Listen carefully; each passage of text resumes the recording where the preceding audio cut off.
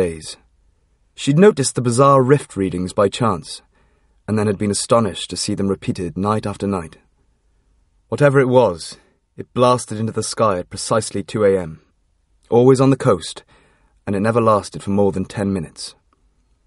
Each night she'd chased them in vain, but this time Torchwood had been prepared, and she was all for Jack doing his impersonation of Lewis Hamilton if it got her to the source before the signal faded. Gwen vaguely remembered the paths through the woods from when Rhys had taken her for a picnic on the beach when they were first dating. Rhys hadn't realised it was a nudist beach, which had certainly made the backgrounds of their photographs interesting. Jack yelled, "Someone open the gate!" Before they could react, he went on, "Changed my mind! Ever wondered why the SUV had such a big bumper?" Bang! The fence went flying. They were accelerating towards the top of the hillside now, the coast opening up below them. Gwen's hands whirred across her keyboard, struggling to keep track of the weakening signal. "I don't really want to say this, but we need to hurry up. It's another 30 metres west of where we are." "Stop!" Ianto yelled. "By west, do you mean straight ahead?" They were metres away from a steep cliff on the edge of the choppy sea.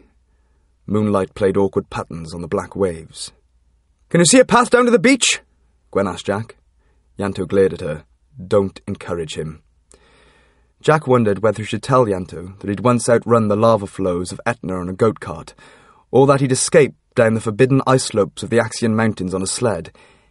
Instead, he asked Gwen, "We're losing the signal, yeah?" Gwen nodded in response. "And it's definitely down there."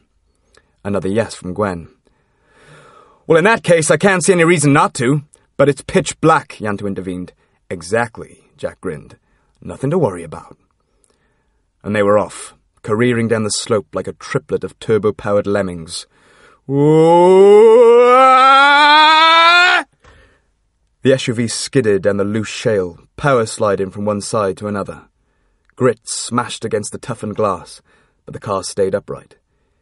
Jack was having the time of his life, Ianto less so. As the beach raced towards them, Jack could see the rocks at the bottom of the cliff face rushing into view. "Everyone lean left," he ordered. They threw themselves against the side of the car. "Now lean right!" Somehow the car stayed upright, and they bounced with a heavy clunk onto the coarse sand of Monk Nash. Now that was fun. That should be on Top Gear. Phew. Ianto loosened his hold on Jack's arm. Jack knew Ianto had kept his eyes tightly shut during the experience, but he didn't say anything. He'd save that for later. Gwen was straight out of the SUV, running along the beach towards the source of the signal. She splashed right into the waves, desperate to get to the last point it had been recorded. But the signal had died. She stamped her feet on the sand in frustration.